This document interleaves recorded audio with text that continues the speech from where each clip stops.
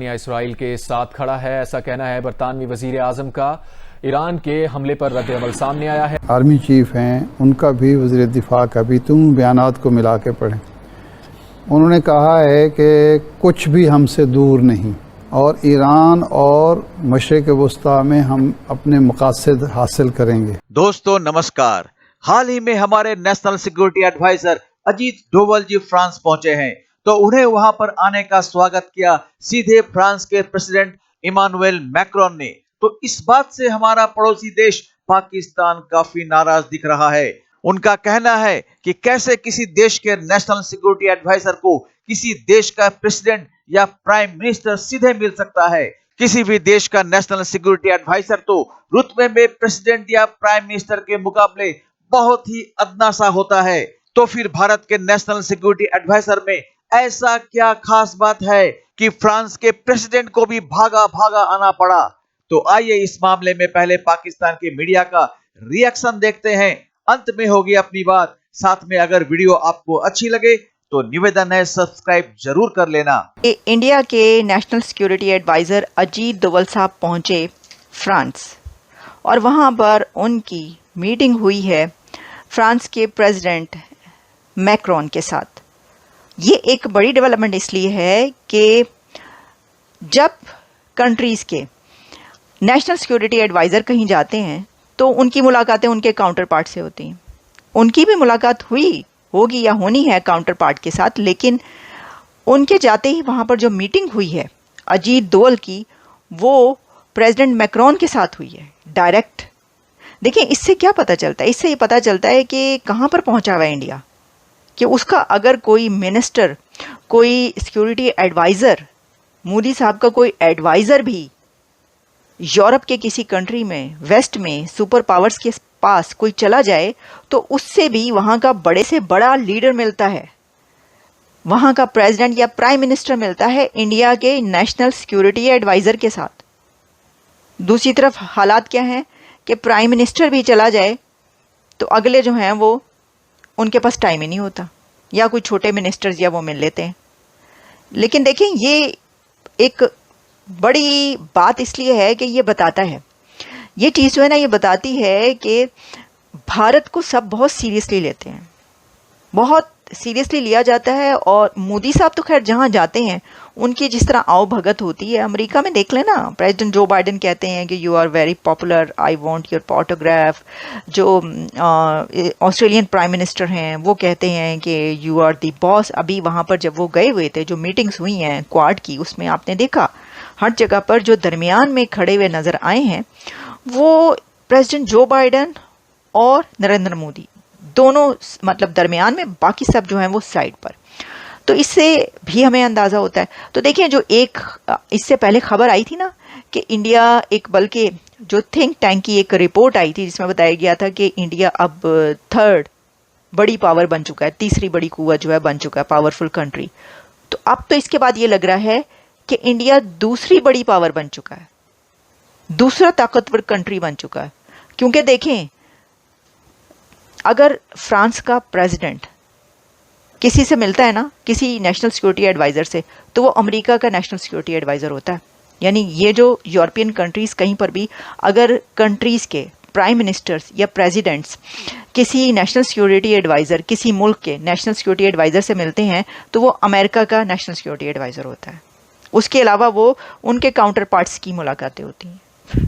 तो यहाँ पर अमेरिका के बाद इंडिया के नेशनल सिक्योरिटी एडवाइज़र को वो हाथों हाथ ले रहे हैं, वो उनको वेलकम कर रहे हैं, उठ के उनसे मिल रहे हैं, खुद जाके जो है वो उनको वेलकम कर रहे हैं। तो इससे क्या पता चलता है कि या तो अमेरिका के जो सिक्योरिटी एडवाइज़र है उससे बातचीत होती है प्रेसिडेंट और प्राइम मिनिस्टर की, या फिर जब इंडिया के जो जाते हैं उनसे बातचीत होती है। ये तो देखें आपके सामने, अब ये सिचुएशन ऐसी, इस पर यही कहना पड़ेगा। और क्या वजह? आप ये कह सकते हैं जी उन्होंने कोई ख़ास बात करनी थी, कोई कान में उनके बात कहनी थी, कोई सीक्रेट बात करनी थी, या कोई मोदी साहब को कोई बड़ा ही सीक्रेट मैसेज करना था। यही हो सकता है ना, आप डिनाई सिर्फ इसी वजह से कर सकते हैं। वो नहीं वो तो वो इसलिए उन्होंने किया कि उन्होंने कोई मैसेज भेजना होगा तो उन्होंने कान में, वो वैसे भी जा सकता था, बताया जा सकता था। एनीवेज ये तो साबित करती है बात। लेकिन अब वो गए क्यों हैं वहाँ पर? तो देखें वो इस सिनेरियो में कि जिस वक्त जंगें लगी हुई हैं, इससे पहले वो रशिया भी गए थे और वहाँ पर जाकर उन्होंने प्रेसिडेंट पुतिन को ये कहा था कि मैं आपके लिए मोदी साहब का पैगाम लेकर आया हूँ। और वो पैगाम क्या था उनको बता दिया था उन्होंने, वो जो यूक्रेन का दौरा था कि भाई ये बातचीत हुई है, ये हाल है, ये सूरत हाल है, तो आप देख लें कि क्या करना है। अच्छा, इसी के साथ अब जब वो वहाँ पर गए हैं तो पॉसिबिलिटी है कि वो मैसेजेस भी लेकर गए हों ऑब्वियसली, लेकिन इसके अंदर दो बड़े मुआहदे होने जा रहे हैं, हो चुके हैं ऑलमोस्ट, आप समझ लें। एक तो ये कि न्यूक्लियर सबमरीन्स, और उसका तो मैं आपको बता चुकी हूँ। तो न्यूक्लियर सबमरीन जो हैं उसकी डील ऑलमोस्ट डन है इंडिया और फ्रांस के बीच, और साथ ही जो है वो राफेल मैरीन जेट जो हैं। फ्रेंच प्रेसिडेंट एमानुएल मैक्रोन ने इंडिया के एनएस दोवल को खुद रिसीव किया और ख़ुद 1-on-1 डायलॉग किया है। मैंने कभी नहीं देखा फ्रेंच हिस्ट्री के अंदर, ये बड़ा कम हुआ होगा। मेरे ख्याल अमेरिकन को फ्रेंच ये प्रोटोकॉल देते हैं कि अमेरिकी secretary of state Antony Blinken जो हैं वो शायद फ्रेंच प्रेसिडेंट से मिल सकते हैं, लेकिन ये कभी नहीं हुआ कि फ्रेंच प्रेसिडेंट जो है वो एक डेवलपिंग कंट्री के एनएसए को ख़ुद रिसीव करे और उसके साथ वैसे डायलॉग करे जैसे रशियन प्रेसिडेंट पुतिन ने किया। बहुत बड़े ऑप्टिक्स हैं, क्योंकि मैं फ्रांस की आज की डेवलपमेंट को देख रहा हूँ जिसमें इंडिया जो है वो 26 राफेल जो है वो अपनी मेरीन कैपेबिलिटी को इन्हेंस करने के लिए ले रहा है और उस पर कीमत की निगोसिएशंस हो रही हैं। बहरहाल वो जारी बात है, एनएसए तभी जाते हैं जब निगोसिएशंस हो जाती हैं। अच्छा, इंडिया कहता है कि हम इजराइल के साथ हैं व्हेन इट टारगेट्स इस्लामिक जिसे कहते हैं ना मिलिटेंट ऑर्गेनाइजेशंस, हमास, हिजबुल्ला।